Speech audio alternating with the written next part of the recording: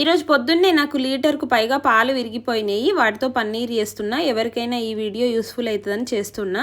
ఏం లేదు, మనకు పాలు విరిగిపోయిన వాటిని బాగా మరిగించుకున్న తర్వాత ఇలా మన వీడియోలో చూపిస్తున్నట్లుగా స్ట్రైనర్ వేసి దాంట్లో ఒక క్లాత్ వేసి వడకట్టుకోవాలి. వడకట్టుకున్న ఆ పన్నీర్ని మళ్ళీ ఫ్రెష్ వాటర్తోని క్లీన్ చేసుకోవాలి.